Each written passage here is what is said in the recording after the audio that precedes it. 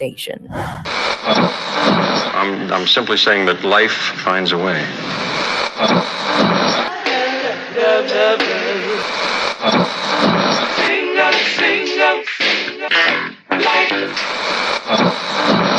All right, people, write something on the board. Let's spell it. First letter. L O G.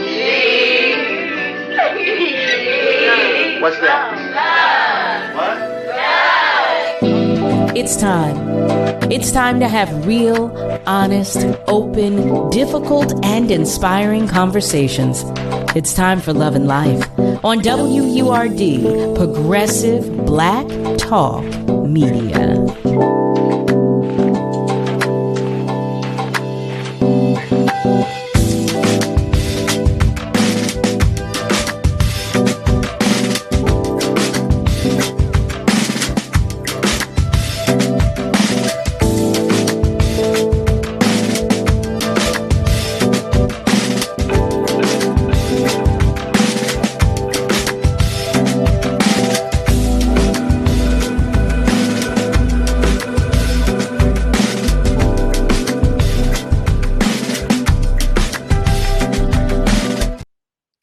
Well, hello there, family, and welcome to Love and Life on WURD, Progressive Black Talk Media, on air and online at wordradio.com. Well, today is Monday, May 22nd. Do you believe it?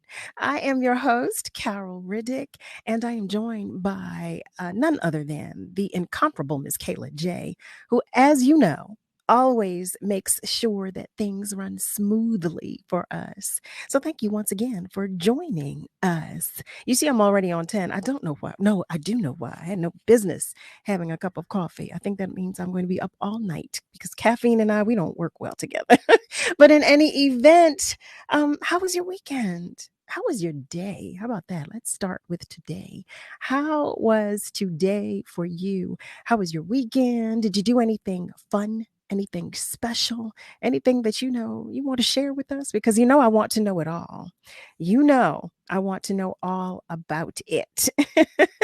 Family members, you know what I like to do before we get started. I like to do a check-in, a roll call, if you will. So to our family members who are joining us on our socials, send us a hello. Just say, hey, how you doing? How you doing? How you doing? We love the love that you always share with us. We love to know that you're out there and ready to join the conversation. To our family members who are listening but are not watching, we feel the love. We always do, and it is always greatly appreciated, I must say. And we're sending it right back to you as well. And lastly, but certainly not least, for those of our family members whose light is shining just a little dimly today, I'm sending you all the love and hugs I can muster. I'm mustering a lot right now with this little half a cup of coffee that I had no business having. In any event, Nasir, hey there, is joining us on our socials. How are you today? It's good to know that you are there. He writes, good evening, Sister Carol and guest. Peace and blessings, Kayla J. We love knowing that you are there. So for those of you who have that one finger ready to type on your phone saying, I'm here too, we're waiting to hear from you too. We want to know that you're there because we can feel you. So we just want to know that you're there. And this is a new thing for me to tell you that because I believe everybody should be celebrated. I think we should all be spoiled rotten.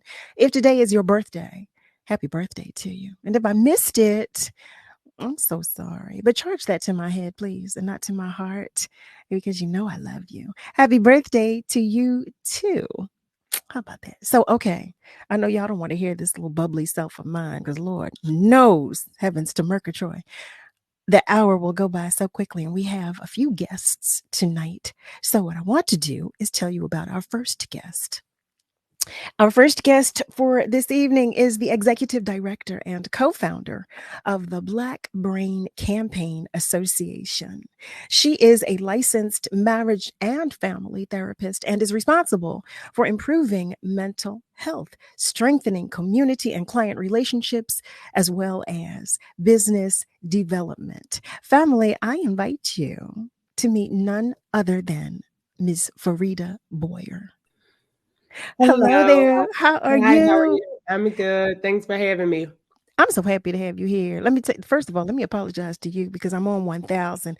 I'm not a coffee drinker, I'm a tea drinker. Mm-hmm. And I thought that I needed just a little extra kick. Well, this thing kicked me. Do you hear me?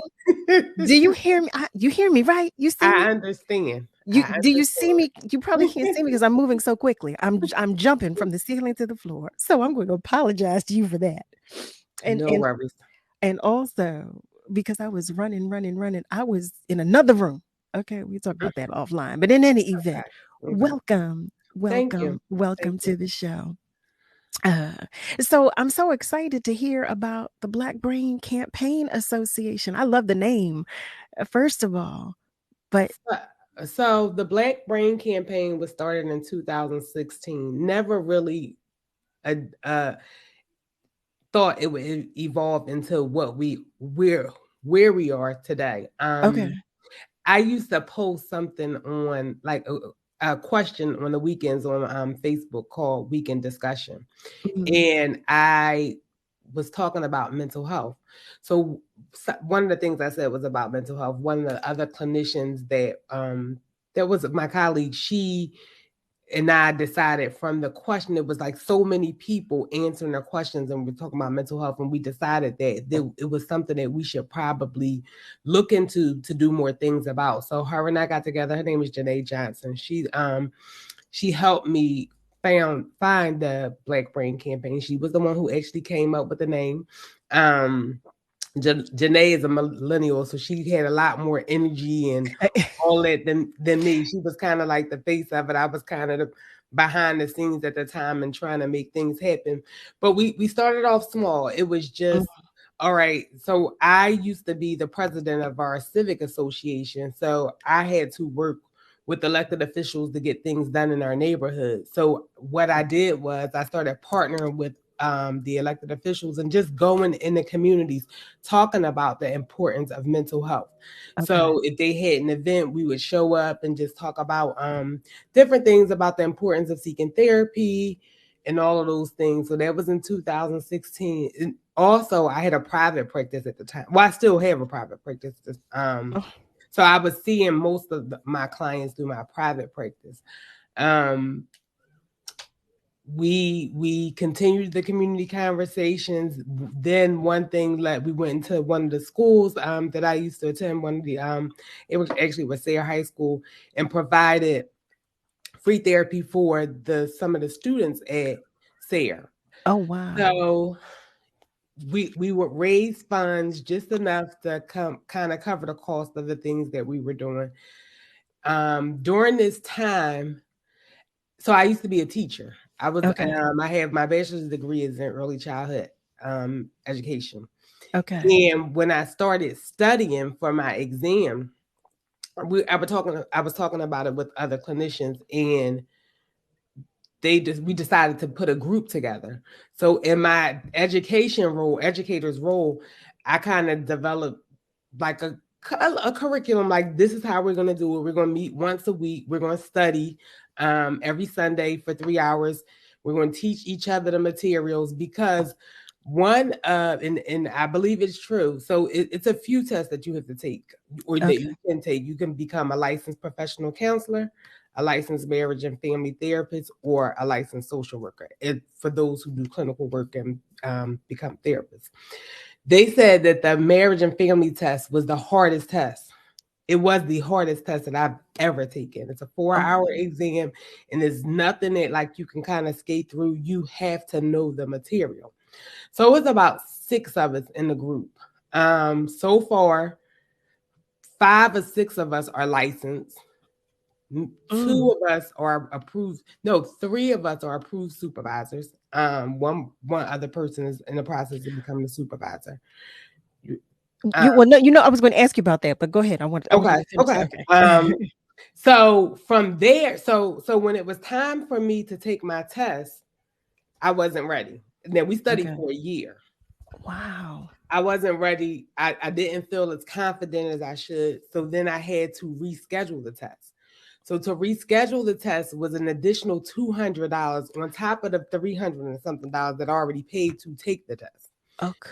So as I'm thinking, so two of us went first to take the test. We took it. We passed on the first day. Thankfully, we passed, and in a couple of weeks we were licensed. That was a whole process, just dealing with the state, because there's certain guidelines and certain information that they need, and you have to make sure all this information is up to date. So we're going back and forth with the state because we're all experiencing something different just with the application process. Okay. So during that time, I thought, everybody can't afford the $300 to take the test, the $350. But in addition, if you have to reschedule, now you're at $500 or something, and that doesn't include, you have to have 90 hours of supervision to take the test, which means, so as I'm providing therapy, I also was working with a supervisor who I met with weekly to make sure that I was discussing my cases and doing what, and that can be pricey. Supervisors can charge a minimum of whatever they want, but some people charge $100, $150, $200 for per session. Per session. Yes. And you have to, there are certain guidelines. You have to make sure that, so as a licensed marriage and family therapist, I have to get half of my 90 hours from a licensed marriage and an approved supervisor that is a marriage and family therapist. Wow. So it's not just anybody who can supervise me. And you have, for all of us who are getting licensed, you have to work with a licensed clinician, because some people work at agencies and they have a supervisor, but when most of the supervisors that's in our area are not licensed. There's less than 5% of Black therapists who have a license. So that's the reason why I started LEAP, which is our licensure education assistance program, where we pay for clinicians to become licensed.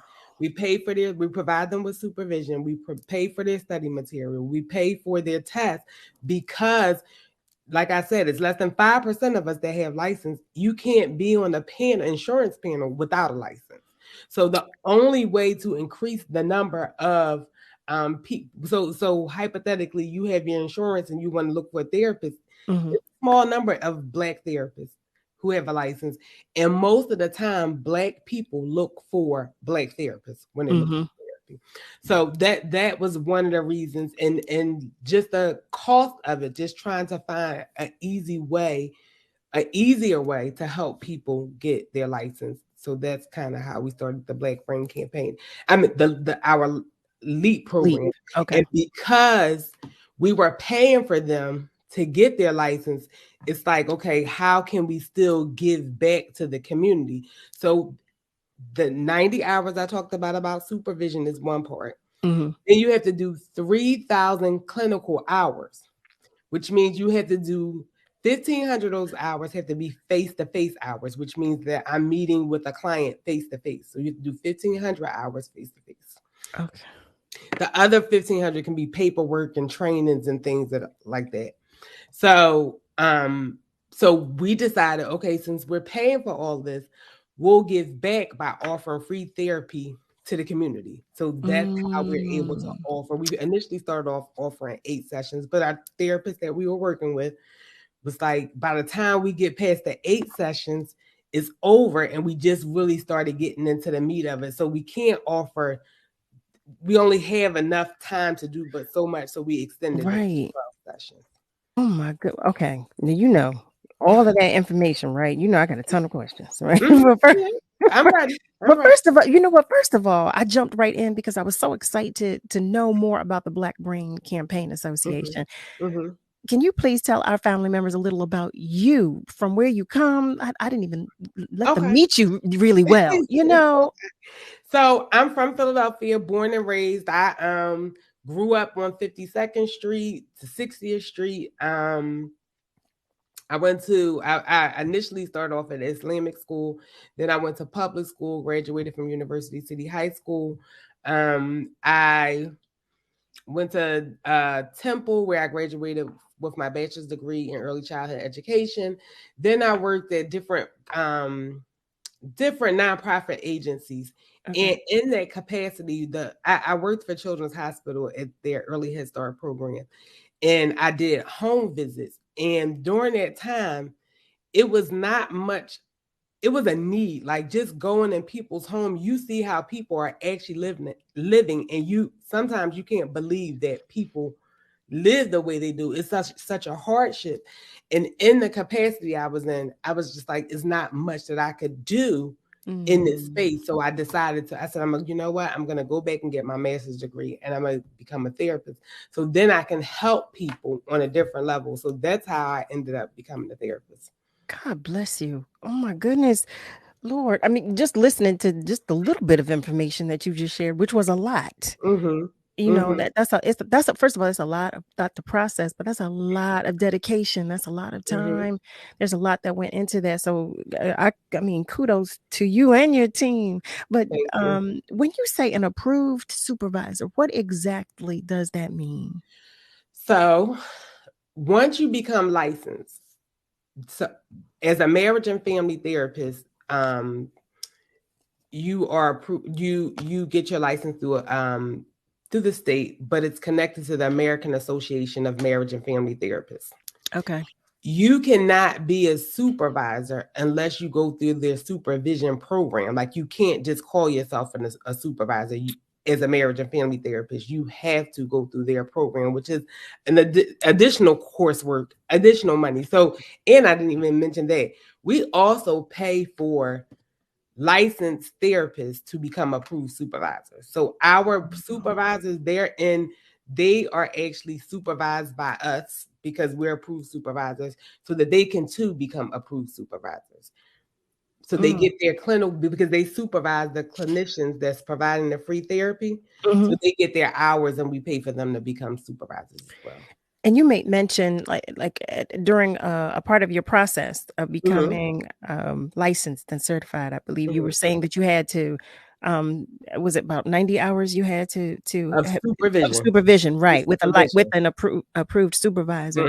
What does that mean? Do they have to be in a session with you when you're meeting with a client, or what does that mean? What does that entail? No, they don't have to be in a session with the client. We meet with them weekly, we talk about our caseload. So as an approved supervisor, we talk about our relationships with the clients. How do we best help the clients be the best therapists? Wow. Okay. And so I know you were saying that you have a practice that you started before you founded the Black Brain Campaign Association. What is the name? You said it's still in existence. So what is the name? So it's BOYER Counseling Group. So because the Black Brain Campaign has taken over my life, I probably went from seeing 25 to 30 clients a week to now I probably see 3 a week, because it just takes up a lot of my time. Even my clinicians that were in the program with me, I kind of transitioned them to the Black Brain Campaign as well. So they all are doing things or have done things in that capacity, just because it's a lot of work, and we want to make sure that we're giving back to the community. And I kind of said, this is what we're doing, and they went along with it. But it sounds like there's so much work involved, so it makes sense to me, that it sounds like a natural transition, quite honestly. And you're still doing, I mean, it's still in the same wheelhouse. It's not, so it sounds like it complements it well. What people don't understand, it's not easy being a therapist. They think like you just listen to somebody and give them advice. One of my mentors, and she used to be my professor, she then was my supervisor, and I still meet with her just because she knows so much about my life now, and it's just important for me. Because so one of the things that is highly recommended is that you seek therapy while you're becoming a therapist. That makes so much sense to me. Every time I speak with anyone in your profession or even similar, I always ask, so what do you do to decompress? What do you do because you have to regroup in some way, because you process so much information, and a lot of the stuff that you all process is so heavy. And what happens, I'll give you an example. and why it is important. You know what? I want to interrupt you for one moment because we have to get ready to go to commercial break. And what I don't want to do is get all in because you see me. Right. Okay. Right. I got ready, put my foot up. So family, listen, if you have just joined us, you're tuned into Love and Life on WURD, Progressive Black Talk Media. We are talking with none other than Mrs. Farida Boyer of the Black Brain Campaign Association. And we're talking about all things under both umbrellas of love and life. But we're going to take just a short commercial break right now. But guess what? What I did not remind you of is that you could call us. You can do so by dialing 215-634-8065, or you can call us toll free at 1-866-361-0900. Whatever you do, though, stay with us, okay? Because we will be right back. What are you waiting for? If you've been enjoying the information and interviews WURD provides every day or come out to our community events, it might be time to become a member. This year marks the 20th anniversary of WURD, and there's no better time to join the forward movement. Sign up or renew your sustaining membership at just $90 or your digital membership for just $5 a month. Join online at wordradio.com/membership or pick up the phone and give us a call at 215-425-7875. Press 4 for assistance. The time to join is now. What am I waiting for? Let's face it, life looks a little different. During these times, we're doing our best to keep our minds and bodies strong. And getting a flu shot helps us stay healthy, so we don't miss out on what matters. Like having game night at home.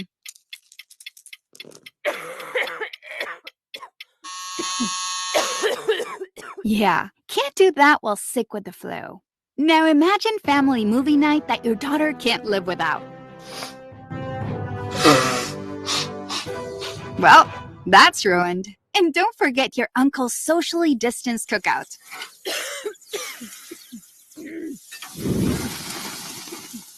See, that's why it's important to be at our strongest. Every year, millions of people in the U.S. get the flu. Especially now, no one has time to miss out on moments that matter. So get your flu shot. Find out more at getmyflushot.org. Brought to you by the AMA, CDC, and the Ad Council. Join Word Radio on Monday, May 29th, as we honor those who died while serving in the U.S. military and celebrate the unofficial start of the summer season. The Memorial Day mixtape features mixes from DJ Lisa Love, DJ Tactics, DJ Fatine Dancer of Kindred the Family Soul, DJ 007, and DJ Mike City. Tune in from 7 a.m. until 9 p.m. for a musical celebration you can grill to and chill to. That's the Memorial Day mixtape, Monday, May 29th from 7 a.m. till 9 p.m. only on WURD, Progressive Black Talk Media. Brought to you by Comcast, Pico, and Keystone First. We know the world is crazy. There's a never-ending stream of negativity constantly flowing by our ears. We need daily reminders that joy is essential. Word Radio offsets the awful with daily words of joy and empowerment. These are on-air messages meant to uplift our spirit. We invite you, the Word listener, to share your words of joy and empowerment with us. You can read a brief poem, share a favorite inspirational quote, an empowering story, or a passage from a book. Just call 215-425-7875, extension 107, and leave your words of joy and empowerment on the voicemail. Please make sure your message is 1 minute or less. It will be helpful to use a timer to stay on track. We look forward to broadcasting your words of joy and empowerment. We are WURD, Progressive Black Talk Media. You're listening to Love and Life with Carol Riddick on WURD, Progressive Black Talk Media.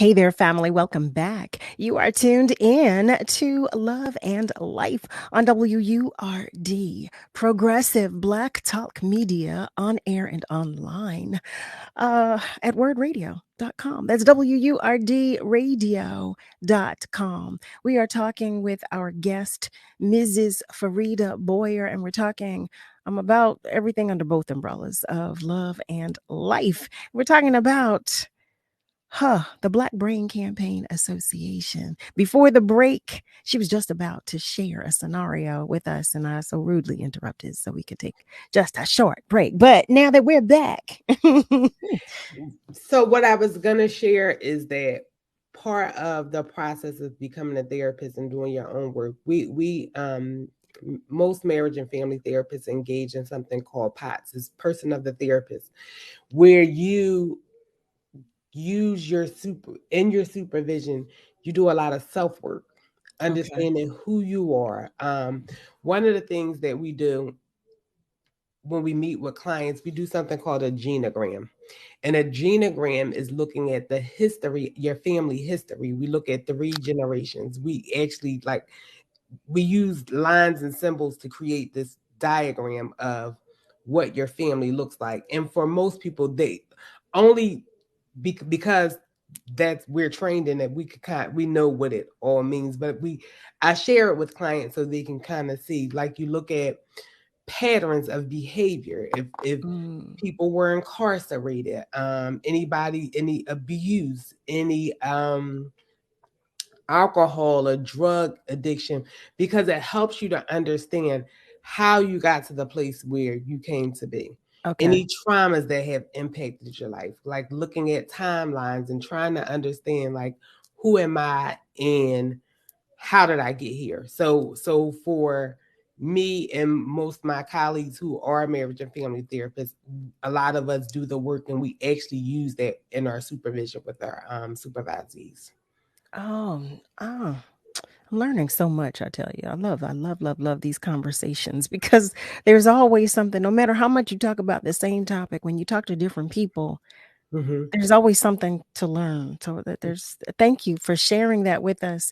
Family, I want to take just one moment because I believe one of our family members is on the phone. I'm waiting to talk with us.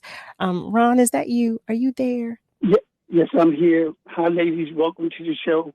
Hello, Ron. Cal, and she have a master's in compassion, especially dealing with the young children. That gifts Cal has had, the divine order. And Jill Scott gave money on 22nd Street, a lot of money. Here's my point. And the children come up there, and I've been dealing with them for years and years, hundreds of them. And the children waiting to be adopted. And the sensitivity that we are able to bring to them at the crucial part of their life is something else. And the reason I say Cal's gift, and I know you get training in that has to be the divine order in you. It is something about Cal words, man. And it all begins with words and other things that you have been trained to do. And I just want to say to Cal, I don't know who her company is, but God in heaven. But I certainly hope in her life that the Lord would bless you and her for treating them children, not acting as their parent, but a comforter at the time that they are in her presence. So I want to thank her for that. Because when I see children, when I hear about children that Cal interact with, I only see myself. I can just imagine. Some of them, they're not mentally unbalanced. All they need is a caring person. And your tone can really make a difference. Young children know when that tone is for real, when that tone is really, well, I said for real. And that's why Cal was able to capture their attention. And that one incident, I was talking about it the other day before I got on the television, and I was saying, when Cal, the way she treated that person in her class, she had won the battle right there. She won that battle as far as that child being a frightened or something like that. So I want to thank Cal for that. Continue to give. That's purpose in life, beloved. If you do that, the comforter within your comforter will help the strength where you can continue to do what you're doing.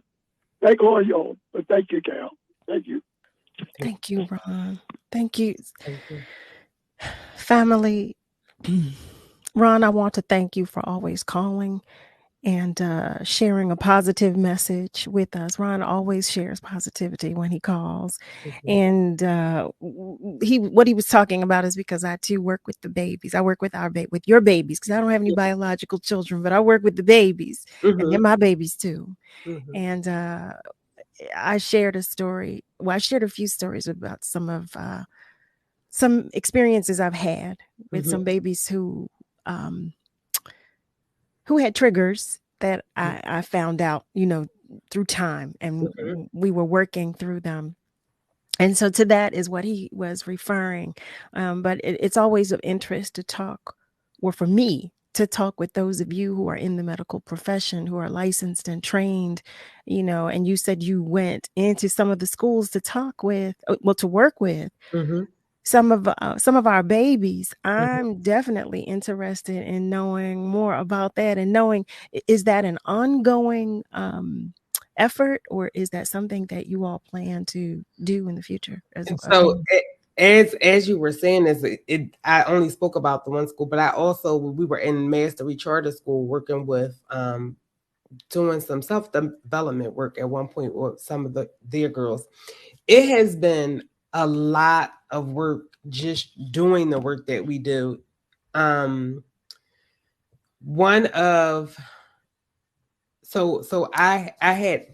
had a conversation with our governor, Josh Shapiro, about the importance of having mental health therapists in every school, not just school counselors, because their job is to do something else. But if we could have mental health therapists in every school, because our children come to school with different issues every day, and it's hard to focus on taking your math test or reading a book when your mind is constantly going about how you don't have food at home, or how the electric is turned off, or whatever traumas is going on in your home. And you think about it as an adult, we can kind of manage some of those things with our children. They're not as developed in that way. So right now we are not in any schools. It has been, we tried to continue our partnership with the school that we were in, but it was a lot of bureaucracies, which was trying to navigate the situation at the time. And it, from a legal standpoint, it wasn't beneficial or for us to do it. It would cost us too much to be in the school legally. So we weren't able to do it. However, I still had relationships with the school counselor. So it was, let's still try to meet the need. If somebody needs our services, you can refer them to us so that we can still provide them with the service that they need. It just wouldn't be in the school. So thankfully, I was on Governor Bush's transition team where we were talking about mental health in the schools. I'm actually going to Harrisburg on Wednesday to be on his Black mental health panel. So I'm still trying to see where we are in this process. And I actually happened to read an article today that hopefully Mayor-elect Sherelle Parker wants to make schools year round. And I didn't even know that. I've been a supporter with her from day one. But we never even had the conversation about school year round. When I was a teacher, I taught at a private school. And one of the things that I helped our principal do, and this was probably 20 years ago, I suggested that we do a year-round school. And the reason why is because between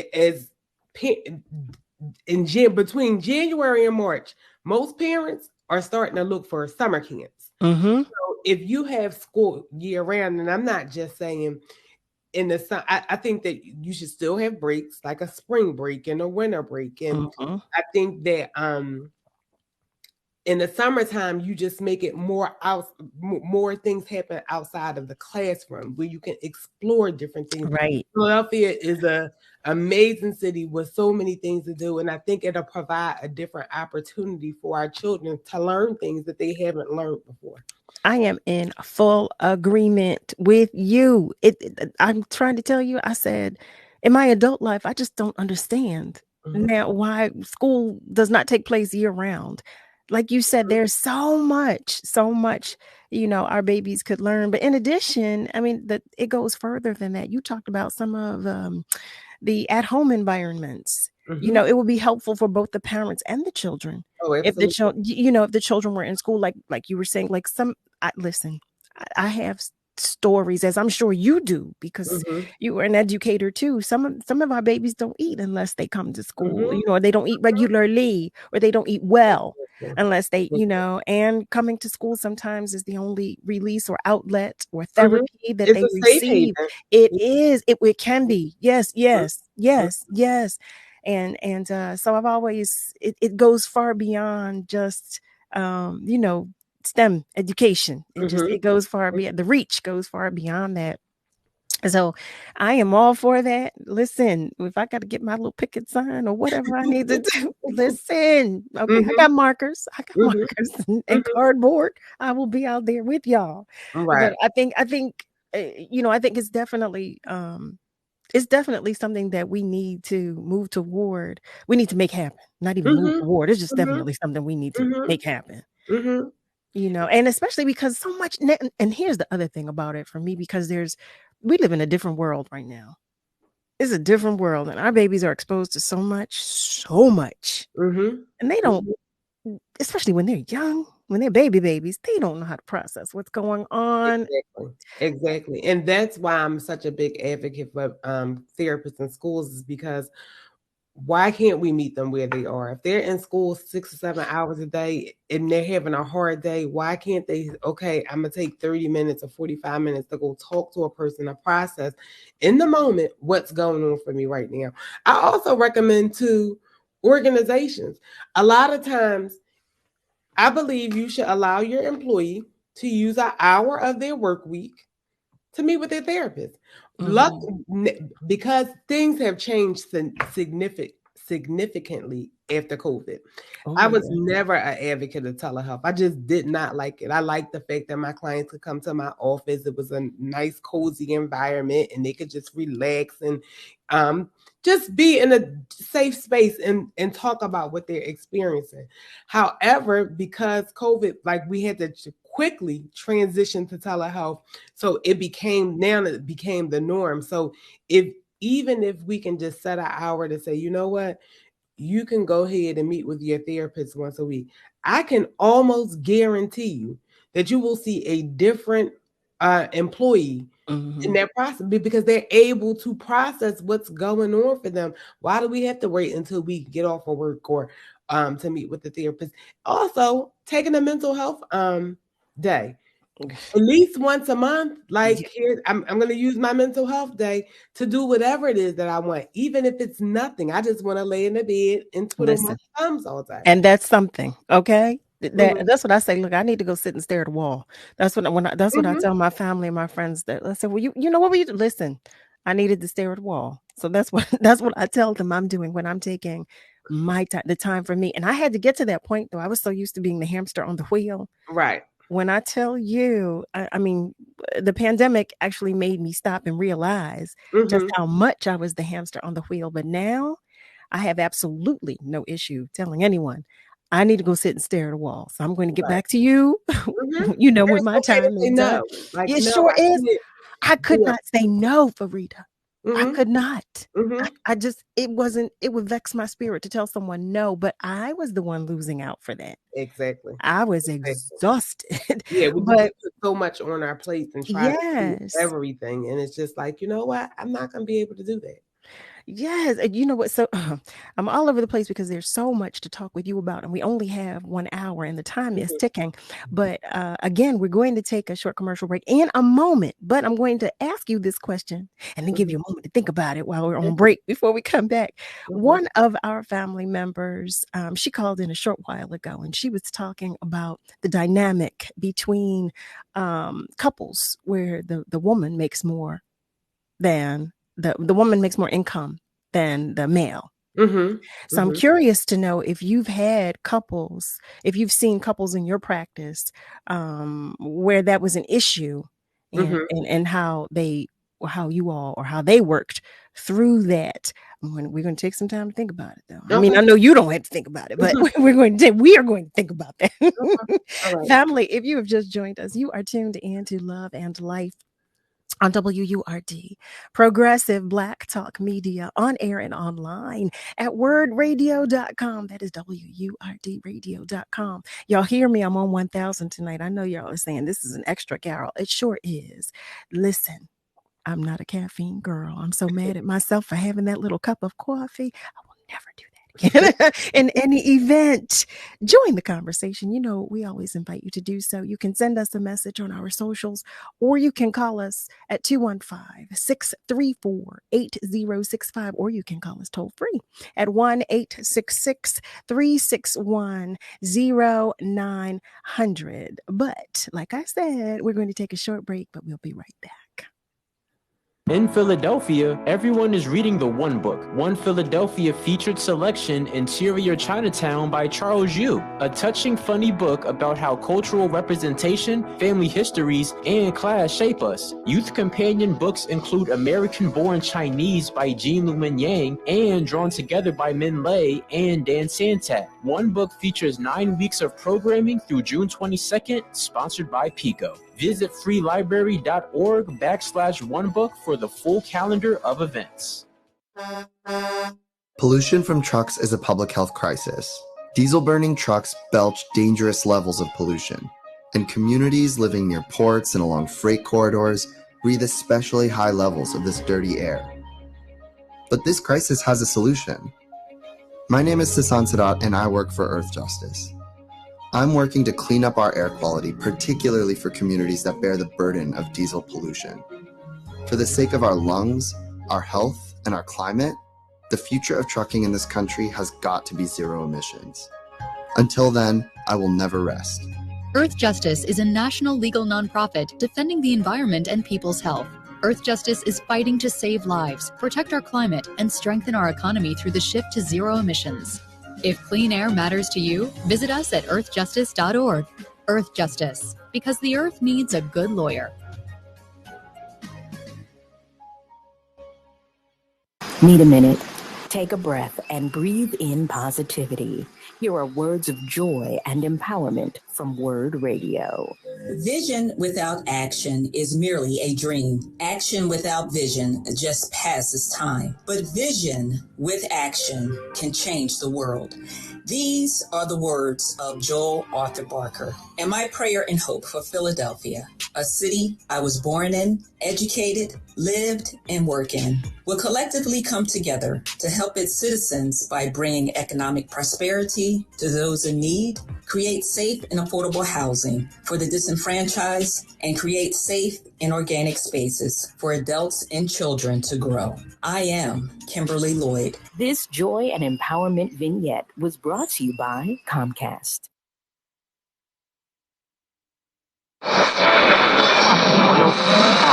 What is love?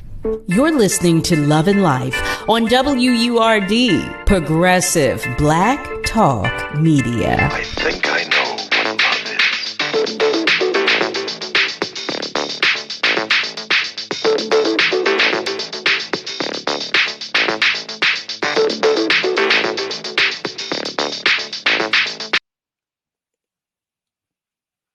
Hey there, family. Welcome back. You are tuned in to Love and Life on WURD, Progressive Black Talk Media, on air and online at wordradio.com. That's WURDradio.com. We have been talking with none other than Farida BOYER, Mrs. Farida BOYER.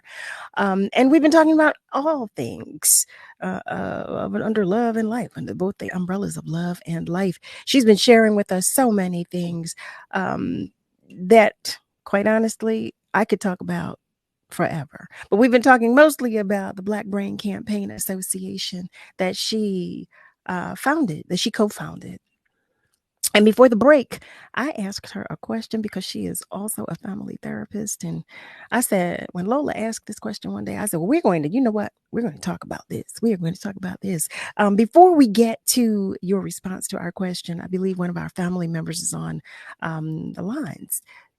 Rick, are you still there? This is Rick calling you long distance from Germany, sister. Hello, Rick. How are you? In pain, but still alive, sister. Still alive. God bless you, Rick. I wanted to speak to your guest about early childhood development and the reading to children at the age of 2 and 3 years of age. I want to ask her if she thinks I was abused by the choice of books that some of these radical daycare workers chose to read to us when I was a young boy in Southeast Washington. And some of these book titles included Dick Gregory's memoir, Nigger, the Robert DeCoy, The Nigger's Bible, John le Carre's The Looking Glass War, a sort of, not a James Bond book, but a book on spying and espionage. These were among the book titles, along with Malcolm X's autobiography, and some writings of Paul Robeson. These were what were read to us as 2 to 3 year old children. Do you think this material was appropriate? And if not, why not? I don't think it was I don't think it was appropriate for, and this is not even as a clinician, but just as an educator, you want to share things that are age appropriate with children. And I'm not sure how a 2 or 3 year old can process what Malcolm X is experiencing or Dick Gregory is experiencing at the age of 2 or 3. You can't really understand what's happening. I'll share one of my family members was killed, and I was explaining to her mother about how she would need to process this with her children at different stages of their lives, because one of them, at the time, maybe she was 18. She had 3 children. One was 18. One was maybe a preteen, and then she had a younger child. And all of them are on 3 different levels. So the conversation you will have with the oldest is not going to look like the conversation you have with the preteen, and it's definitely not going to look like the conversation you have with the younger child, because all of the younger child, I didn't think it was appropriate for them to know mom was killed, because they just couldn't process it at that time. Just mom's no longer here. She died. She passed away. But as time, what seems to happen, we rarely have conversations with children about their experiences. So even when the caller, our family member, the caller called in, this is something that his parents should have been processing with him at an age appropriate level. I'm not even sure why they were allowed to even read those types of children in a child care setting. That is very inappropriate. And then one of the things that I don't do, I can't give you a diagnosis, say, oh, you were abused but it sounds like if you suffered through some traumatic experience because of this, that it could be. You think about watching certain movies that may cause you nightmares. That's traumatic for you. Especially, I remember watching Jaws, and I'm like, I should not have been watching this, because now I'm afraid of going in the water because this shark might bite me. So I think it's important that we make sure that things are appropriate for our children. I don't believe that I don't know what you would gain from that at 2 to 3 years old from reading that type of book. And I don't know because I don't even know if you understand, because a lot of time when we're traumatized by something at such a young age, we tend to block it out. And then as time progressed, you may have triggers of certain things and don't understand why, but it could contribute to the things that you experienced previously and you just don't recall. So I can't say specifically without doing a full assessment of what actually happened, but I believe I don't think it's appropriate for any child care worker to read that type of material to a child in a child care setting. No. At such a young age. Because you don't even understand what's happening. No, I can't imagine what the curriculum was or what the point. And I'm sorry, Rick, you did not ask me, but I was I was adding because I too don't understand. Also as an educator, what the purpose was. When there's so many other books that you can read too. They're books for children. Yeah, yes. So I don't. Yeah. That are age appropriate. Thank you for the question, Rick. And I'm looking because we have you, Farida, for only 1 hour tonight. And I asked you a question, but I know you're going to come back and see us, right? I am. Okay, so really quickly, are you able to give us just a short answer to the question that I asked about the dynamic? So when I meet, because I actually specialize in working with couples, so I've worked with that's kind of my niche. I have to meet with every family or household looks different. So I think that you would have to sit down with the couple and try to understand how they process it. What does it feel like? Because it might not be what might be an issue for me in my house may not be an issue for you in your house. But if it is an issue, try to understand from each partner, how does it make you feel that she makes more money? What does that say about you that she makes more money? How does it feel that I make more money than him? Do I look at him less of a man because I am the breadwinner? So I think it's a couple questions that you have to really assess what's actually happened in the couples, in the dynamic of the couple to understand what's really going on. Because like I said, something that may impact this couple one way may not impact the couple that. I was thinking too this. I know sometimes we have these innate feelings. We have these these feelings that or things that we think that are subconscious. And I was and this is me, just hypothetically speaking. I don't know anybody's scenario, but I was thinking that it could sometimes possibly manifest, those subconscious thoughts that a man or woman might have about who makes more money and why. And I was wondering, I'm going to ask Miss Lola if she's going to give us a little more and a lot of times information on that. When I talked about generational, history of generational stuff, it could also be, did the mom or the father make more money? How does that look? Who was the breadwinner? How important was it? So just looking at all those things, because that's where we get our values from. That makes sense. It makes so much sense to me. All the sense in the world. When she asked the question, I was thinking, well, she was saying too that was an issue that she runs into when dating. She said, she's successful, and she has an issue. She's had an issue. She's had some experiences with men who are uncomfortable with the fact that she, had more income than they. That's an issue for her. So I understand there's a whole lot of, there's a lot out here, everybody has something with which they're grappling or dealing with or working through. And, things that we're carrying with us from, like you said, our aunts, uncles, mothers, fathers, grandparents from down the line. And it makes sense. It makes so much sense to me, but gratefully, fortunately, we have those of you who are in the medical profession to help us work through these things and help us process these things, so that we can be better adults. We can learn to adult properly and communicate effectively. That's what I say. We don't do that well. Heavens to Murgatroyd, we don't. It's really work, and it's a process.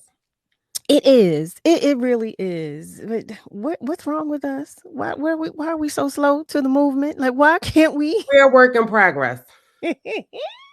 We're trying. Yeah. We're trying. So many more people since the pandemic, especially Black people, have reached out for mental health therapy, which is a blessing. However, it's just not enough of us, and we want to make sure in the Black Brain Campaign that we create more therapists.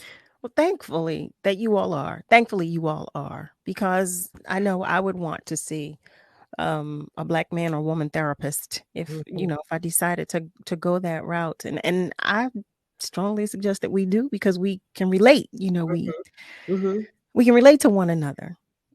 So I agree with that. I understand. I understand that. But in any event, Lord have mercy. Can y'all see me when I start coming down off of this coffee? Lord. Farida, I want to say thank you so much for joining us tonight. And you did say you will come back, right? I will come back. I just want to say one thing. We have already hosted two. We're hosting our last health and wellness fair this June 3rd at Yaton Park. So all are welcome. It's from 11 to 3. It's in Delaware County at Yaton Park, right behind the historical Nile Swim Club. We'll have food, free food, fun. We do some old school games. We're going to have like the double dutch contest and all of those kind of things. So it's going to be fun. We encourage people to bring your family, mothers, fathers, grandparents, aunts, uncles, whoever. It's free. Like I said, we give out food. We have Flavor Family with their food truck, Pot of Essence with their food truck, and we make it fun and free for the community. But it's also an education opportunity, because we have a lot of vendors who will be providing health and wellness information. I love that. What's the date again? Saturday, June 3rd from 11 a.m. to 3 p.m. Saturday, June 3rd from 11 a.m. until 3 p.m. and at Yaton Park behind the Nile Swim Club. Is that? Yeah. Yes, from 11 a.m. until 3 p.m. I'm going to keep saying it so I can put it in my own spirit. Okay. All right. Yeah. Thank you once again, Farida. And we will see you when you come back the next time. And I promise I'm only having tea that time or water. Okay? Oh, no worries. It was a good time. And I'll see you soon. Thank you for having me. Thank you. Have a good night. Bye-bye. Family, stay with us, because we're going to take a short break, and then we will be back with our second guest of the evening. We'll be right back. Word Radio Digital Tip of the Month with Stephanie Humphrey. Brought to you by Comcast. It's always useful to have some tips on how to make your smartphone battery last longer, and here are a couple you might not have thought of. First, closing the apps on your phone probably won't save battery life. That may have been the case with earlier technology, but today's phones are optimized for apps, and opening them from scratch actually takes more battery power than just keeping them open. If you like streaming things like music, podcasts, or movies, try downloading the content to your phone to listen offline if that option is available. Streaming from the internet uses up way more battery life than listening to something that's stored in your phone's memory. So think about using these two tips to make sure your smartphone battery lasts all day. Stay tuned to WURD for more tips, and stay connected with us at wordradio.com.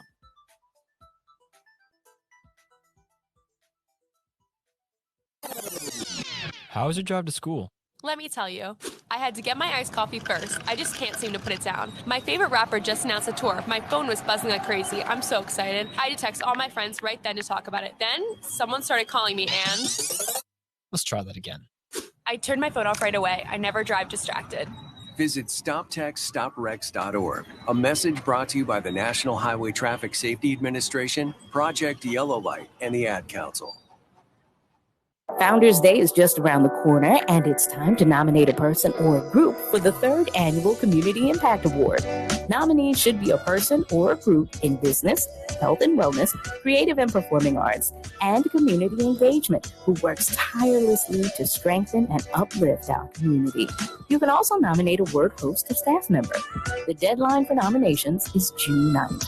Please visit our website at wordradio.com. Scroll to the latest news section and click on the post about making a nomination for Word's Community Impact Award. The finalists will be announced on Friday, June 30th, and the recipients will receive their awards during the Founders Day celebration on August 18th. So, save the date and make a nomination today. We're bringing joy and power to the people. This is Word Radio, 900 AM and 96.1 FM, WURD, Philadelphia. Celebrating 20 years of progressive Black talk media. Streaming online at wordradio.com and the Word Radio app. This is your celebration. One of the reasons why I love WURD is because of the people. I mean, WRD has some of the most talented folks in the broadcast business. And because we don't always have the resources that others take for granted, we have to work harder and work smarter and with greater ingenuity. We've got some talented, creative people at WRD, and it gives us the privilege and the opportunity to engage people like you on a daily basis. I'm Nick Taliaferro, host of Evening Words, and I would like to wish WRD and our family and friends a happy 20th anniversary. We're celebrating 20 years of progressive Black talk media. Let me tell you something, and don't you ever forget it. Success is nothing without someone you love to share it with. You're listening to Love and Life with Carol Riddick on WURD, Progressive Black Talk Media.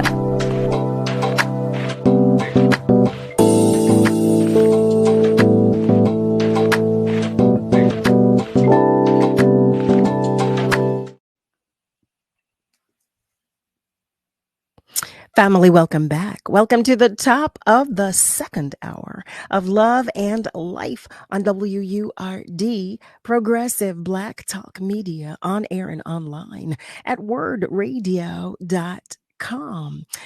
We just had a full hour talking with none other than Mrs. Farida BOYER about the Black Brain Campaign Association. Just so much information, so much information. If you missed it, you got to go back and check it out. But this second hour is all about our next guest.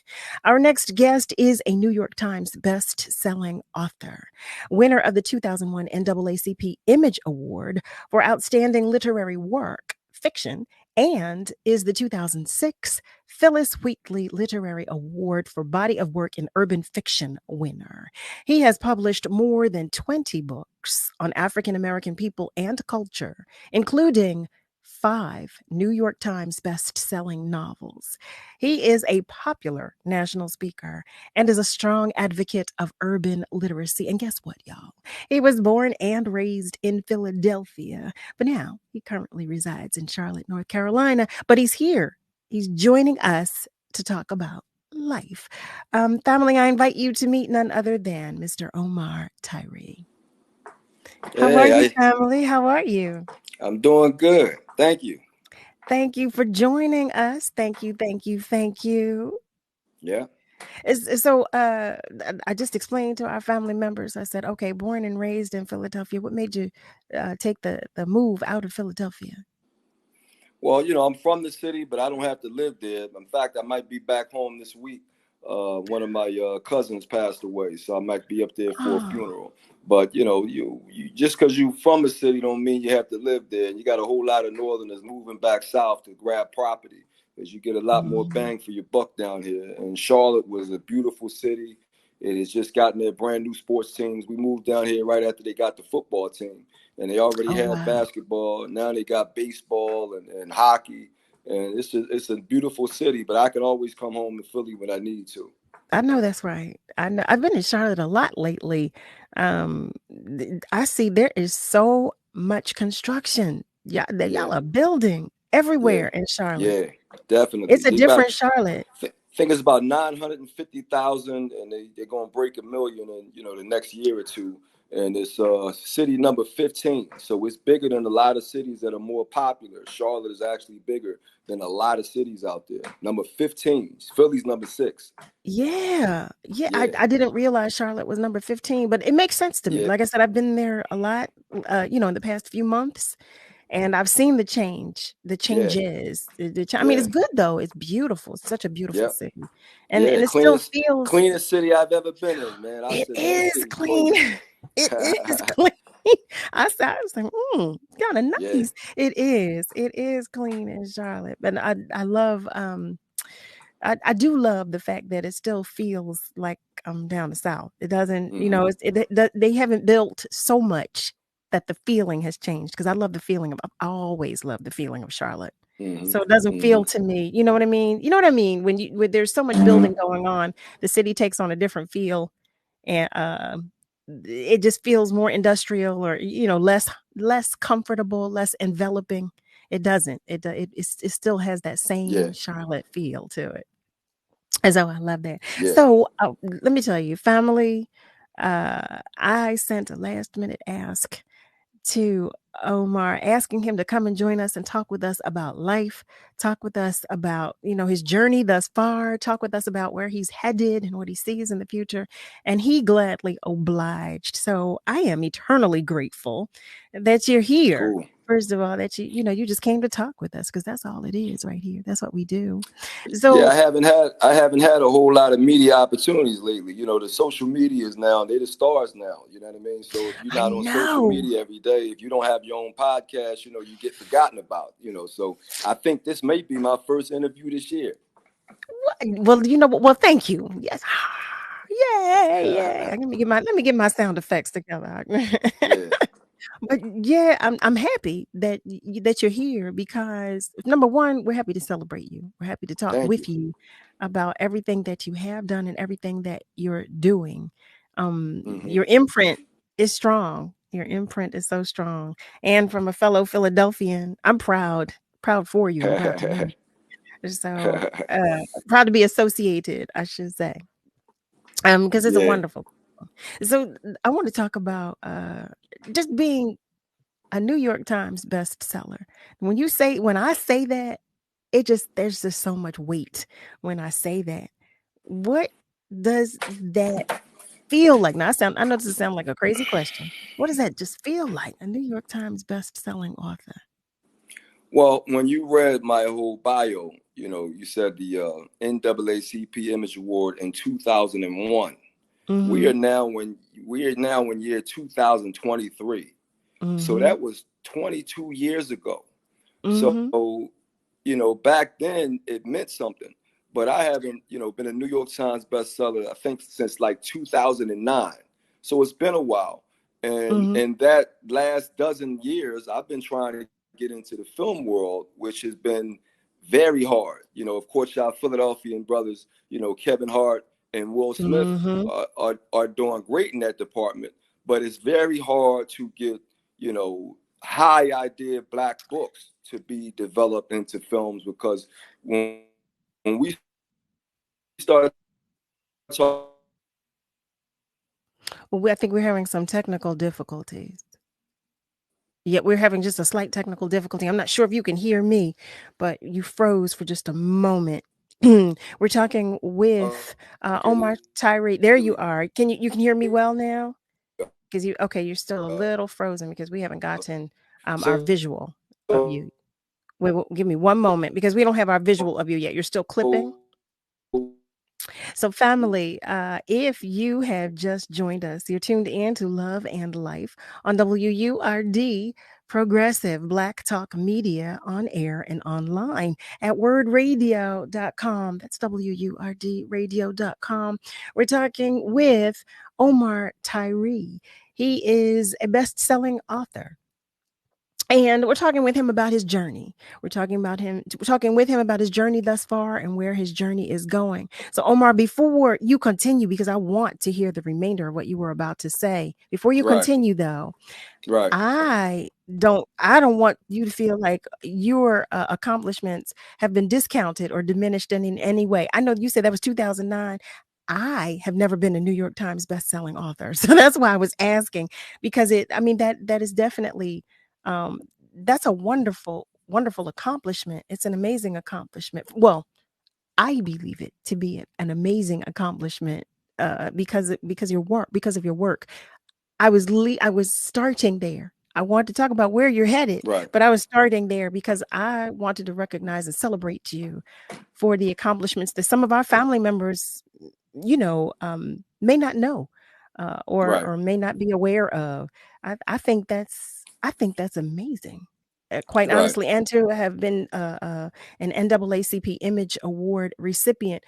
I too don't have an NAACP Image Award, so I just want you to know that I know you said that was back then. Well, guess what? This is my first conversation with you, and I want you to know that I'm still celebrating you, and I will continue to celebrate you, because that's an amazing accomplishment. But like you said, you were saying that it's difficult. You're moving into film, but it's difficult to Right. that transition from being an author and having your Right. books made into film. Is that what you were saying? Because we were losing you Well, there. but since you came back to the accolades from when you win those accolades early on in your career, Mhm. and you feel like you're going to go ahead and keep doing things that are part of your projection and planning. It's almost like an athlete where you win a championship your first couple of years in the league, and then you play another 15 years, Yeah. and you don't get back, so it feels different. So maybe if I had gotten the awards like 5 years ago and you build toward them, but when you get them early, it kind of feels like it's anticlimactic, like you're coming down. Then you can have those years where you're crazy. It takes on 100, and then you grow into the adult, and they're like, "Ah, man, so it's different. It's a little different." So, but I I can do understand appreciate, that. being able to get those. Yeah, you be able You know to what? get those Oh, I'm awards, sorry. but when you get them You know, young, I'm having difficulty because you're clipping when you speak. because You're I clipping. was bright and early, when I got that stuff. You know, it's interesting you would say So that yeah, because it's been a minute now. So it's now you're looking interesting. at It's so interesting you would say that. I'm going to just give me 2 seconds that we're having some difficulty with wow. your audio. There you go. We're having difficulty Is with your audio. It keeps clipping. that normal? I'm sorry. You know what? This is what we're going to do. Give me one moment because I really want to hear. I want to hear your story, and I want our Is family that members to hear normal? your story too. No, no, this is not. It's not normal at all for us to have all of this clipping. But family, let me remind you: if you've just joined us, you're tuned in to Love and Life on WURD, uh, Progressive Black Talk Media, on air and online at wordradio.com. We are talking with author OMAR TYREE. We're talking about his journey thus far. We're talking about where he is headed, what's in the works, what's going on. But we were having just a short technical issue at the moment. I don't know what, but we're going to work it out. I'll tell you that, because the devil is in the details right now. But guess what? He doesn't have a house here. He doesn't have a home because we don't welcome him here. We were just talking about, we were acknowledging his accolades and his accomplishments. I can completely relate to what he was saying. When he said, I came out the box, I started early in my career, received um, received all of these accolades, had all of these accomplishments, and was known for these things, the awards and being a best-selling author. And he said, but so much time has passed that he feels like it was anticlimactic. And you know what? I understand that. I overstand that. I think it feels the same no matter what you do or in what industry you work. Because even as an artist, even if you come out of the box as a vocalist, as an actor, or whatever it is that you do, if you start out and you're widely recognized and you receive, all this praise for what you do, and then some time goes by, there is, that does, well, it can do something to you, and it can feel like, wait a minute, that was back then, that's not now. So I understand to what he was referring when he was saying that and explaining that. But y'all know me. Y'all know I'm a love bug, and you know that I'm going to give you your flowers each and every time I see you or talk with you. I don't care if the accomplishment was yesterday, if it was 20 years ago, 30 years ago. It's an accomplishment nonetheless. And it's something that I myself didn't do, and have not yet done. I want to take a moment to go to our socials and say hello to another one of our family members that has checked in, Joey Dixon. Hello, Joey. Joey writes peace, one love, and jazz to you. I so appreciate you checking in. Family, I tell you this. You too can check in, and I'm encouraging you to do so and join the discussion.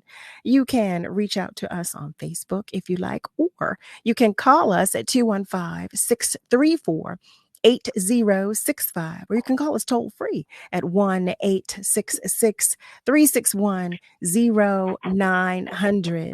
I believe we do have Omar on the phone. I'm not certain. Yep. Omar, oh, good. I was so hoping that we would be able to talk with you. I was so hoping we would. And just in case you missed what I was saying to our family members, I was telling them that, listen, I'm going to continue to give you your flowers. This is our first conversation.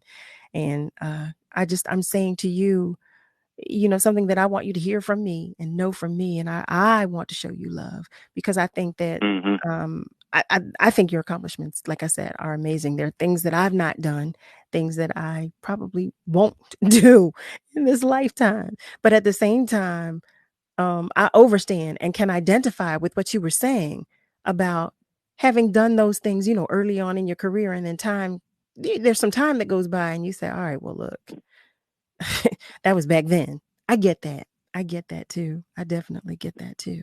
But we're here and we're excited to know where you're headed and what's in the works now, what you're doing now.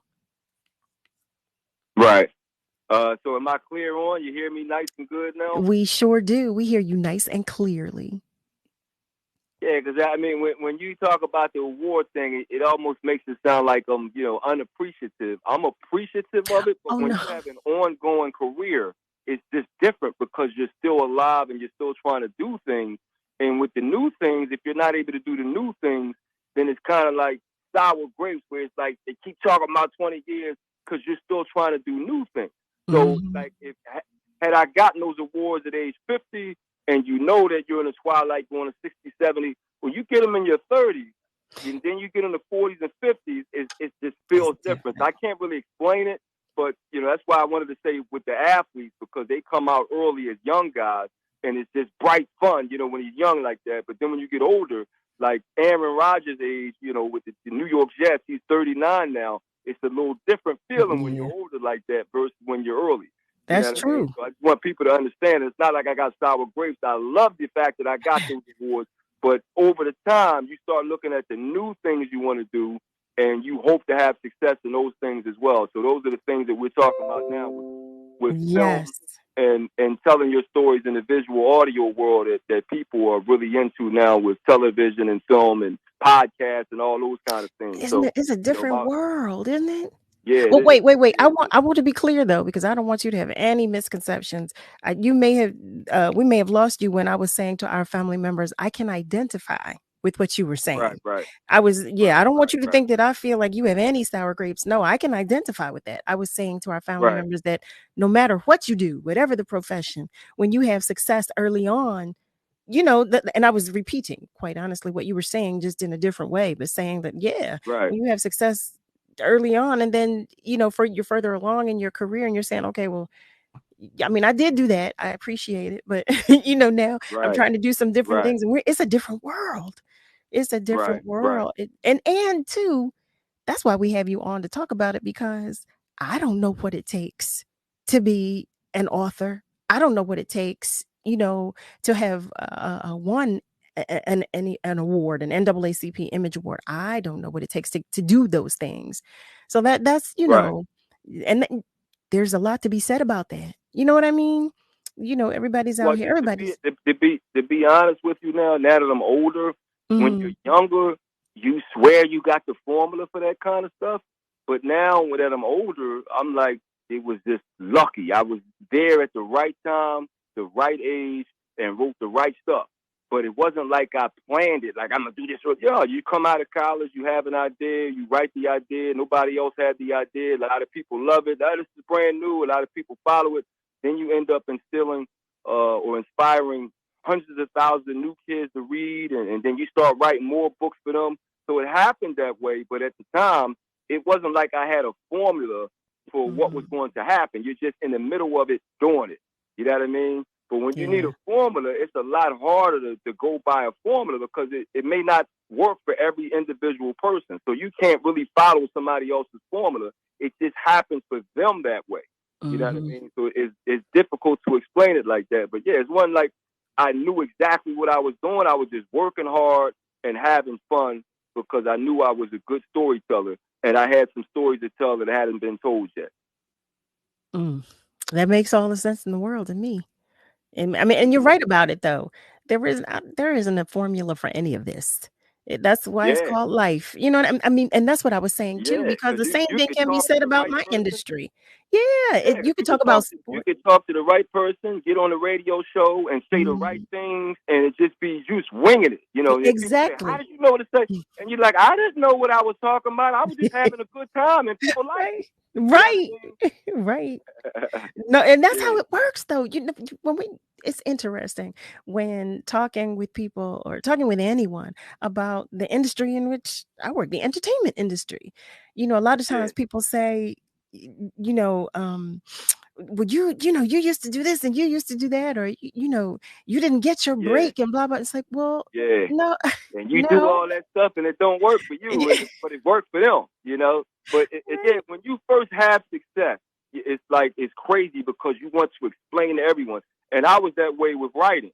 You know, I was trying to teach everybody how to write, and I had agents that were telling me, "Look, Omar, stop giving people my phone number and my email address because you got people that can't write that are calling me up and want me to represent them just because you write. Everybody can't do this." And so sometimes you get optimistic in America and you're like, if I can do it, you can do it. It's not that easy, man. Sometimes, and that's why I look back at it now like I was just lucky in the right place, right time, right thing, you know, because everybody can't duplicate that thing. No matter how you talk about it, it's hard. You know what I mean? You are gifted. That's what it is. You are. Everybody doesn't have your gift. I want to take a pause for just one moment because we have to take a short break. Family, stay with us because we're talking with Omar Tyree. Stay with us though, because we will be right back. Hey, son, how are you feeling? I'm fine, Pops. What's on your mind? I can't explain it. Navigating without a compass, eyes waiting, started to wonder. Metamorphosis, the loss of who you thought you was. When your kid can't find the language, help them find the lyrics. Listen to the Sound It Out album and get tips and tools to start a conversation at sounditouttogether.org. Brought to you by Ad Council and Pivotal Ventures. Here's what you missed on Wake Up with Word. And joining us now is Lynn Washington Jr. He is a professor of journalism at Temple University. We got a history-making moment in the city of Philadelphia. It looks like a black woman, Sherelle Parker, will be mayor of Philadelphia for the first time in history. How black mayors been treated in Philadelphia and beyond? And do you think there'll be additional challenges with a female in charge? What do you think? So Ms. Parker has a really rough road ahead, and let's not diminish for a minute. I mean, we've talked a little bit about racism here, or should I say race, but gender is also going to be an issue too. When you think of the despicable way women are handled all across society, we can't expect things to miraculously change with this historic election. Well, this historic election yesterday that could lead to a really historic election in November if Ms. Parker wins. Tune in to Wake Up with Word with Solomon Jones every Monday through Friday, 7 a.m. to 10 a.m. only on WURD. Progressive Black Talk Media. This is not a fad for us. We will not resume our regular programming when things die down. We're not black to help our bottom line or because it's politically correct. We're not joining a fight. This has been our fight, our message, our people. Black lives have always mattered here. We are undeniably, indefatigably, unapologetically, permanently Black Talk Media. WURD. Word Radio is the only African-American owned and operated talk radio station in the Commonwealth of Pennsylvania and one of only 3 remaining in the country. In the past 20 years, Word has evolved into a multimedia, multi-platform communications company that reaches deeply into the Black community through radio, events, digital, and social media. It is considered the go-to channel to engage, interact, and connect with Philadelphia's Black community.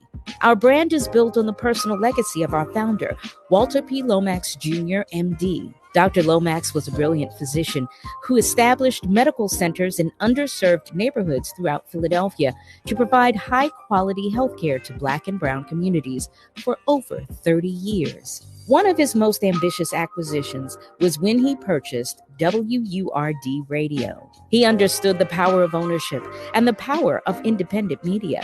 Through Word, he wanted to ensure that Philadelphia's Black community had the ability to speak and be heard in their own voice. We are celebrating 20 years of Black excellence. We are celebrating 20 years of progressive Black talk media. You're listening to Love and Life with Carol Riddick on WURD, Progressive Black Talk Media.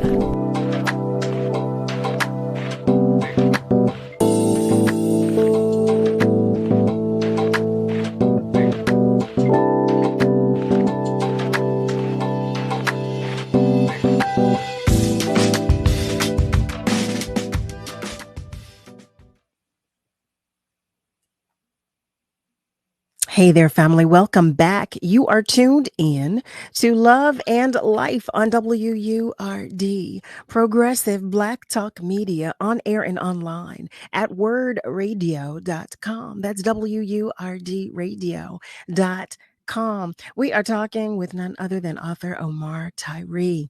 We were having a visual issue, but we are so grateful that he is obliging us by joining us via the phone. So I'm happy about that. Thank you for making this work. I should say that. Thank you, because I did not thank you for that. Thank you for making this work. Before the break, we were talking about just the industry, just every industry, and how everybody along their journey, you know, we're all grinding, we're all hustling. And we were talking about having early success and then, you know, navigating your industry after having done so. So you made mention of moving into movies. Now I want to hear more Right. about that journey. I want to hear more about what's going on there. Right. Well, I was always trying to get into film. I think as early as 2003, I went out to Hollywood and met some producers. And at that time, Black filmmaking had not advanced to the level where it's at now, as far as, you know, getting a lot of films and, you know, theaters that are Black produced, Black financed, and the whole nine. Mm-hmm. A lot of films were still, you had to get money from white America. And that's not because Black people don't have the money. We just don't have the comfort in financing film. And so now, of course, Charlotte is right next to Atlanta. So I've been to Atlanta, you know, 5, 6 dozen times in film meetings. And Black Hollywood in Atlanta, they try to do everything as inefficiently or, you know, as low budget as they can.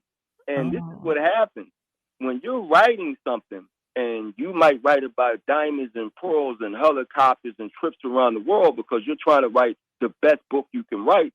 And then you come to a Black producer in film and they say, okay, we can't add this, we can't say this, we can't add that because that's too expensive.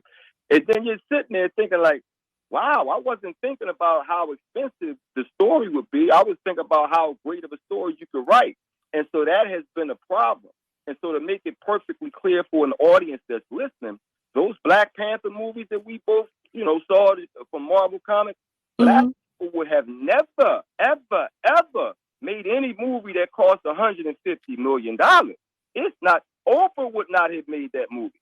So we got to understand that certain films and projects are out of our price range of comfort, even though we have the money, because it's like we don't have money and confidence in it like that. So there would not have been any Black Panthers if it wasn't for Marvel Comics and Disney money putting behind that. And so that's the problem that we have as Black authors when you write ideas that may be a little too big to shoot. And when I say too big, it's not even too big. You're talking about a $10 million movie on some of the projects that I have, and less than $10 million. But when you have Black producers who want to spend in $2 million, then they try to downsize everything you wrote. And it's like, hey, man, you can't downsize, you know, magic out of Harry Potter.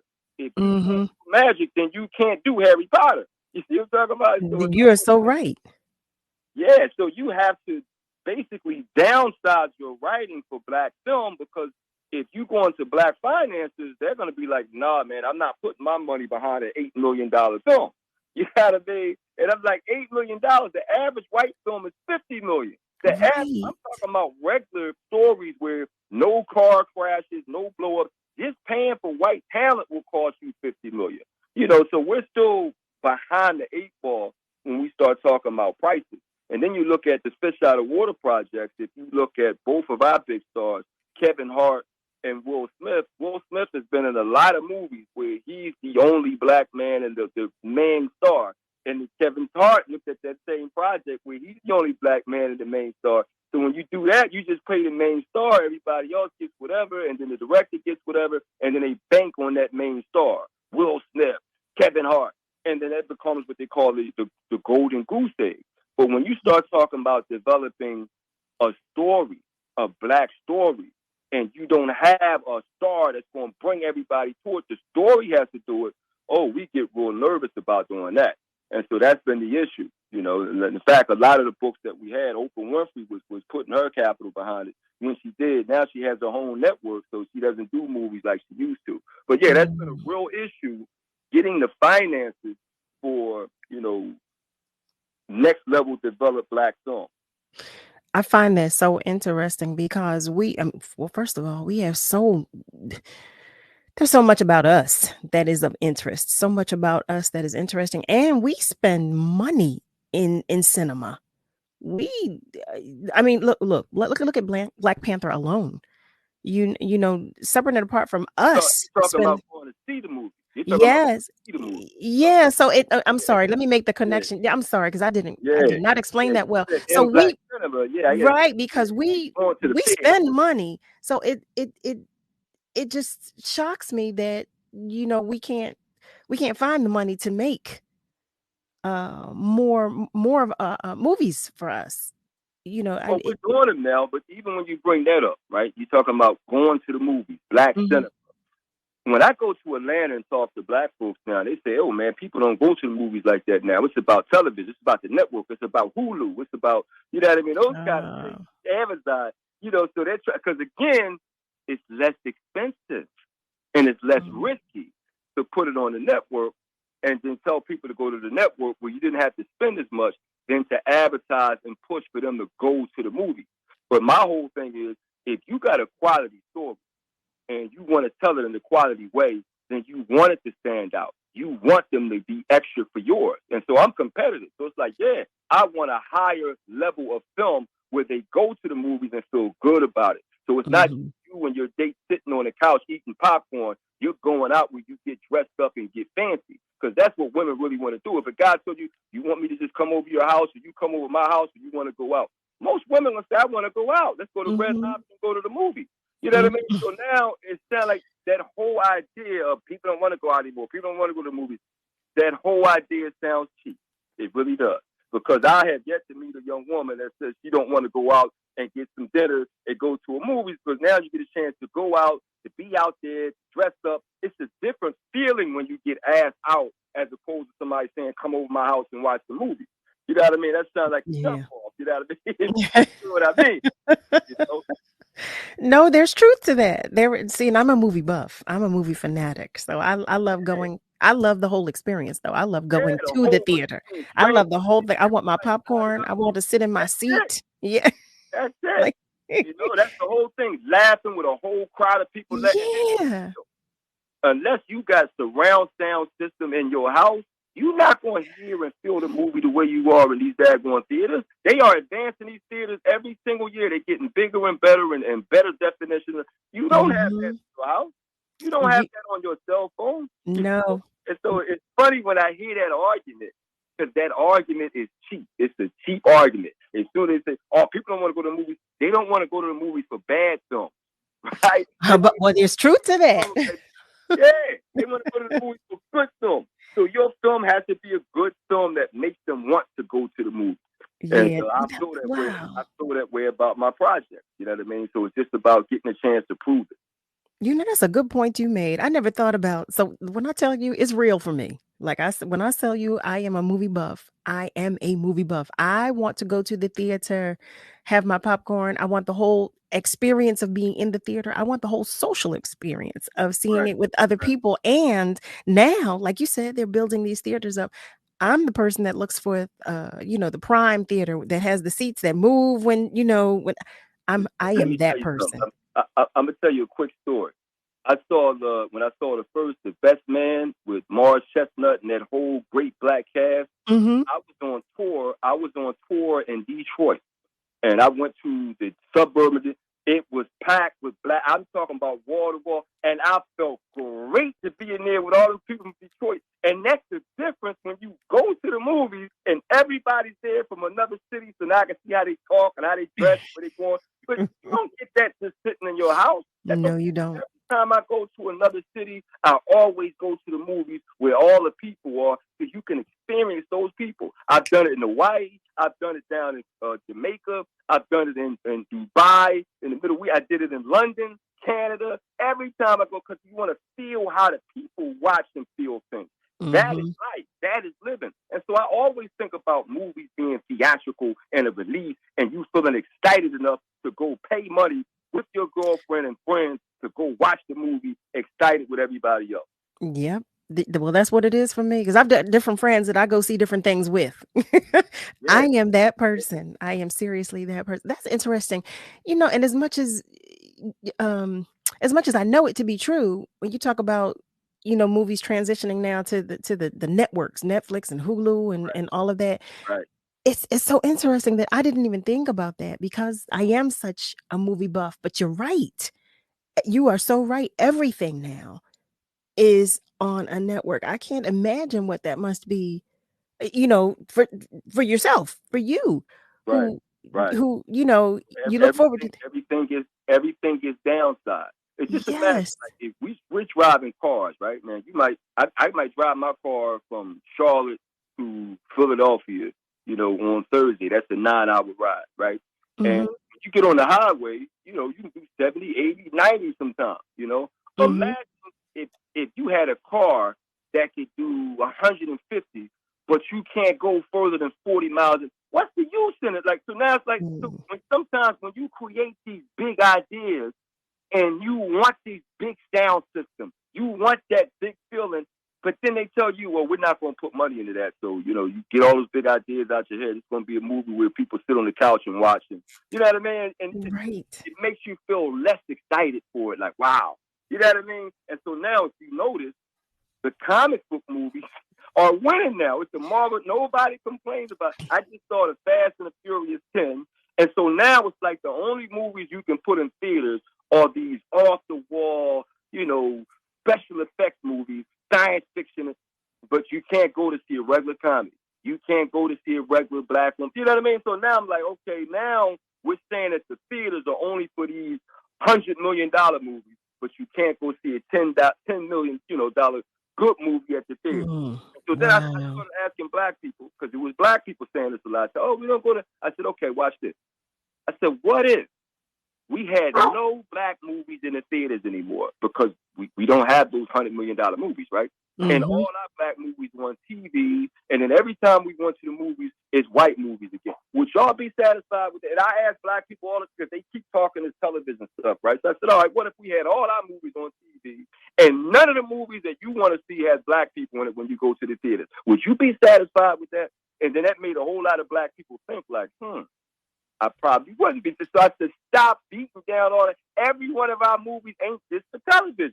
Stop putting that on limitation on us now because of money. And that's what's going on right now. And you have me thinking with that question. You have me thinking, that's a serious question. Family, if you've just joined us, you're tuned in to Love and Life on WURD, Progressive Black Talk Media, on air and online at wordradio.com. That's WURDradio.com. We are talking with OMAR TYREE, and we're talking about life. We're talking about all things under that umbrella. We're talking about his journey thus far and where he is headed next. Listen, I'm inviting you to join the conversation as well. You can do so by reaching out to us on our socials. You know, I will read it aloud. Or you can call us.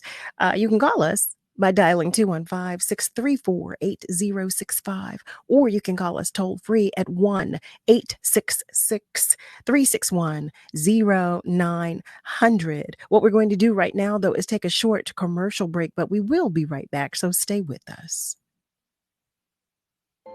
This is the story of a very special woman. In a matter of seconds, she turned herself into a great mathematician or an entrepreneur. Her knowledge was limitless and still is. She could also make monsters disappear, especially those that lurked in the shadows under the bed.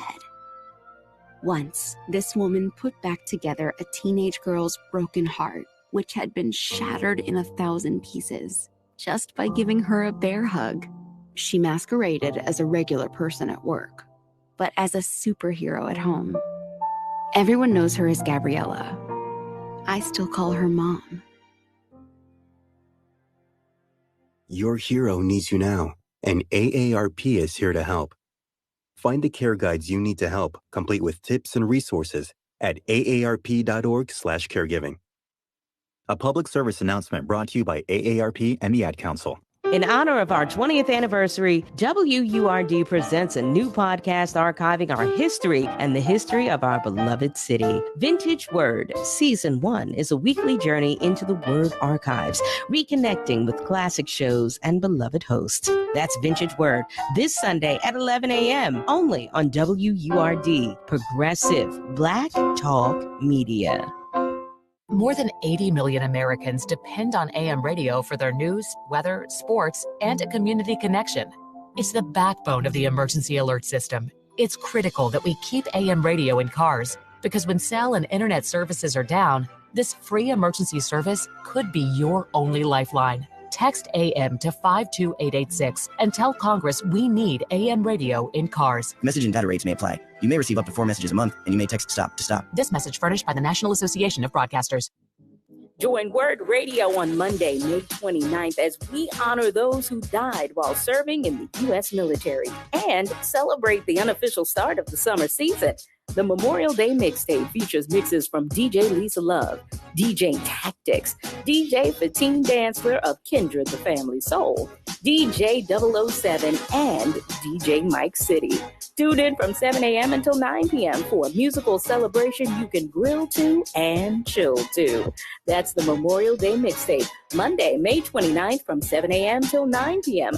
only on WURD, Progressive Black Talk Media. Brought to you by Comcast, Pico, and Keystone First.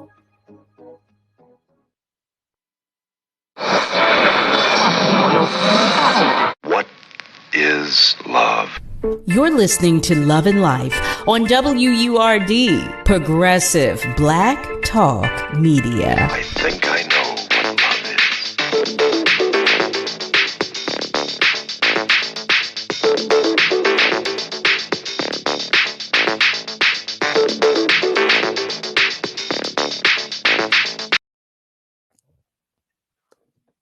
Family, welcome back. You're tuned into Love and Life on WURD, Progressive Black Talk Media, on air and online at wordradio.com. We've been talking with OMAR TYREE in this second hour of tonight's show. And before the break, he posed a question that made me stop and think. I said, yeah, well, you got a point there. What would happen if I went to the cinema, there were no more Black movies? Because I love us. You know I love us. So as I think about this, I'm led to ask you, when you talk about movies, when you talk about content now being pushed toward, the networks, where does that leave, a writer such as yourself, or where does that leave you, where you're headed? Well, you just keep writing books. You could give up, but I'm not going to give up, so I'm going to keep pushing. So I got some film finance meetings coming up in the next couple of months, and you keep doing it until, your time on this earth is over with, so you keep pushing for it. But, yeah, that has become the deal where, You got to watch what you're writing if you're trying to get black financing, or you have to figure out how to finance it yourself, which that's going to be, big option there, trying to finance it yourself, where had I known this years before, I would have, created that whole setup where you finance it yourself. But if you're thinking that you can get a deal from somewhere, someplace like everybody else does, then you're not thinking about that. But if I could take it back, then I would have started preparing myself to finance my own films probably in my late 20s, as soon as I started writing books. You know what I mean? You just didn't know that the ideas that you were writing would be that,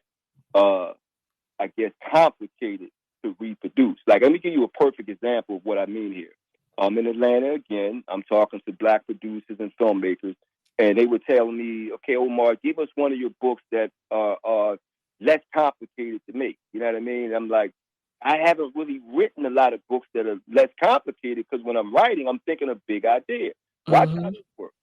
I had a book called Diary of a Groupie, which is about a girl that dates, men that have money, and then she writes them in her diary. So, of course, that diary that has men that she dates that got money in it, sometimes the dudes are married or whatever, that diary, is pretty dangerous. But the story starts off, watch this now, we're down in Atlanta, and like I said, they want to do things cheap, in-house, at their own studio.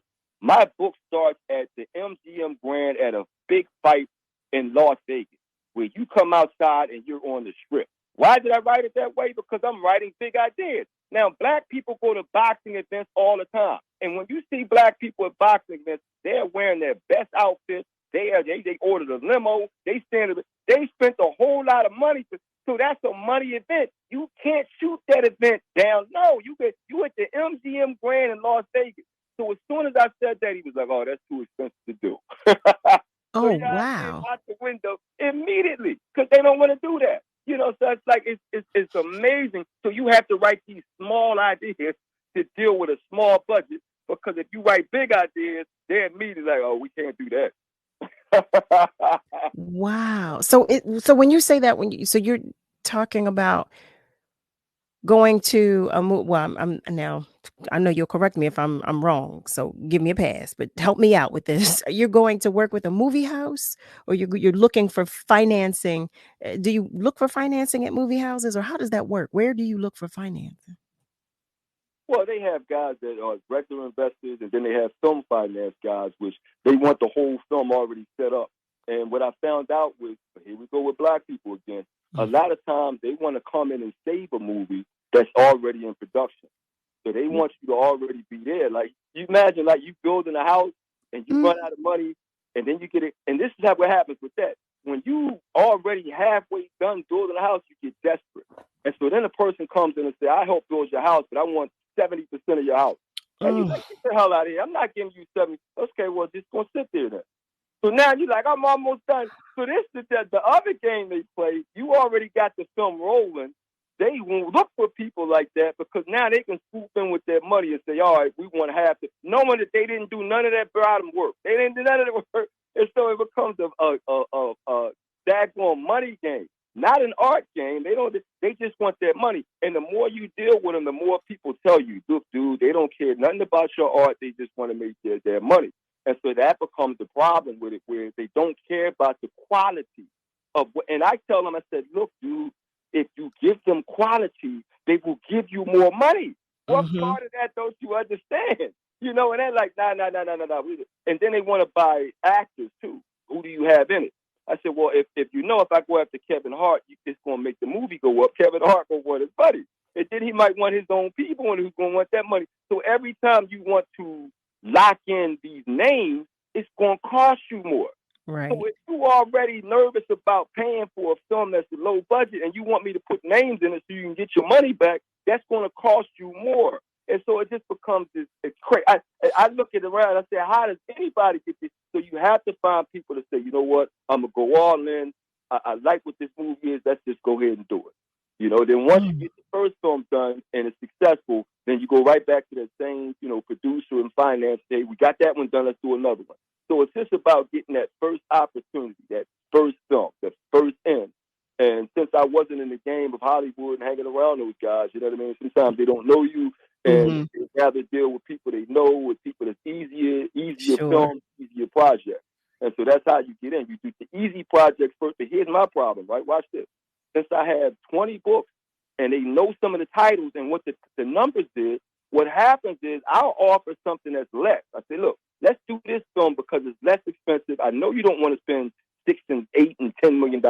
Let's just spend $2 on this one. No, Omar, I don't want that one. I want that other book that sold on. I said, look, you're not going to get that other book for $2 million. It's not going back. You know, right. Like, look, if you're going to the car dealership, you can afford the Toyota, the Honda, you know what I mean? Those cars.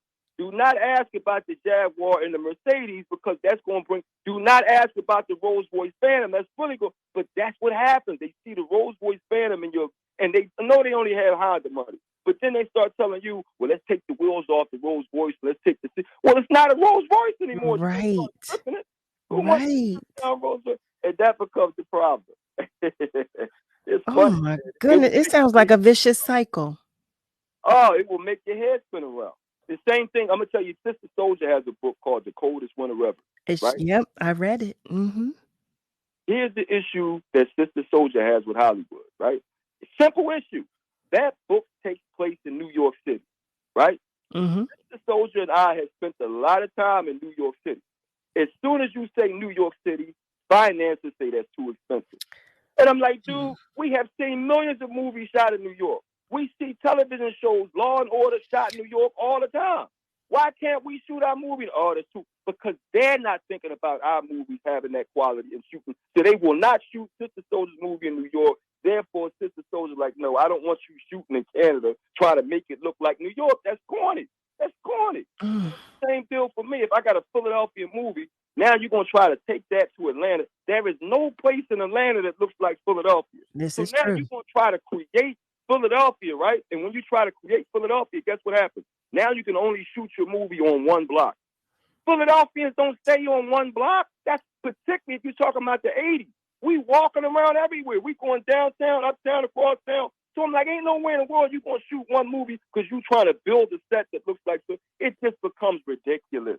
And then I start saying, okay, well, you can shoot like the outside scenes in Philadelphia, but then we can shoot the inside scenes in Atlanta. Okay, so what, we going to fly all our whole cast from Philadelphia back to Atlanta? Like, this is ridiculous. But they look at it and say, oh, you don't know how movies are made, Omar. You just don't. Yeah, I know how cheap movies are made. That's cheap. That's what it is. And they do it over and over again. And then they'll look at you and say, that's why you can't get the movie deals done because you don't know how movies work. Okay. Oh, no, those arguments stop us where I'm like, come on, man. Like, how much more money you going to save? You know what I mean? Right. Just staying in Philadelphia, So those are the type of arguments that you get in, where it's like, look, man, just make the movie. Who cares if it looks like Philadelphia? Oh my goodness. Philadelphia will care. Yes. Will care. We will care. Yes, we do care. Yes, we will, and yes, we do. I can. You know what? I can hear your frustration. I'm sorry for cutting you off. Your frustration. I can understand that. Did you ever see the movie Brotherly Love that was shot in Philadelphia? I don't think I saw that. But Charlie Mack was a part of that one. Oh, yeah. Overbrook.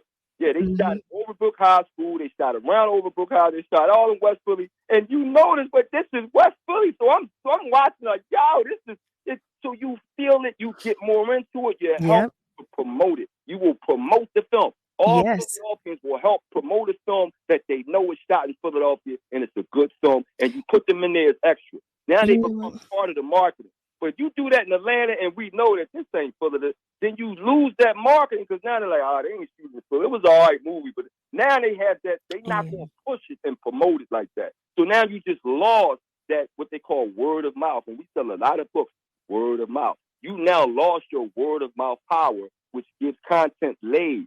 Legs means it's going to last more than 2 weeks. It's going to last 4, 6, 8 weeks because people talk about it. And if they didn't get to see it the first week, they're going to see it the second or third and fourth week. But that only happens when people are talking positively about your movie. And when they're proud of it. Black films, they only get 2 weeks at the theaters because you did it cheaply. People go and see it and they're like, so they don't talk about it. So it dies right there in 2 weeks. But then you get a James Cameron film. That's the dude that did Avatar. That's the dude that did Titanic. He does films. He tells white Hollywood, the hell with you. Even if we spend $200 million, I'm going to do this movie right. He does them right. His movies stay in the damn theaters for 3 months and then make billions of dollars. For 3 months, because when you see a James Cameron film, you are blown away. And we know he spends that big money to get that. Absolutely. And that's where we are. Absolutely, he does. And yeah, you hear my passion, because this is how we are when we really about that art. But it's not like I don't want to make money. If you make money, that means it was successful. That means people loved it. So it's not just money. It's about the acceptance of great art. They accept it. They talk about it. They're excited about it. They go and see it 2 and 3 times. I saw Black Panther 3 times. Oh, like, you're not alone. I bought it. I saw it about 5 times. I bought it. Because I want to support, because I'm proud. I'm proud. And I am so proud that is to what you're referring. A great film is just like when you got good music and you listen to it over and over and over again. Hollywood has this idea. They got this one-off idea. Oh, they're only going to see it one time. Yeah. No, they're not. They're going to see it with their girlfriend, then their boyfriend, then their family. Then they're going to see it again alone. They're going to do it if they love the film like that. We make experiences out of it. Reading the book multiple times. It becomes an experience. We make experiences out of it. I hate to cut this conversation short, but I have to move on. Oh my goodness. Omar, will you come back to visit us again? But now y'all know my struggle. Will you come back to visit us again, though? I'm a real artist. Oh, yes, you are. I love the passion. As a creative myself, I love the passion. Family, oh my goodness, you know what it is. You know what I'm about to say. As we wrap up tonight's episode, I extend my gratitude to you for supporting Love and Life. Special thanks to our guests, Farida, BOYER, and Omar Tyree, for sharing time, energy, space, knowledge, attention, and passion with us. Additional special thanks to Joey Parham for assistance. Thank you also to the entire Word family, and my gratitude to Miss Kayla J and Niall Jax for all that you do. Family, you know what I'm going to say. We're all in this together. So be good to you, please, but be good to those around you. I want to say thank you again to our callers and to those who reached out to us on our socials as well. I did not forget you. Have a great night, and be sure to join me Monday through Thursday, 7 to 9 p.m. for another edition of Love and Life on WURD, Progressive Black Talk Media. Have a great night, everybody. Thank you so much. A Shiro's work is never done. You care for the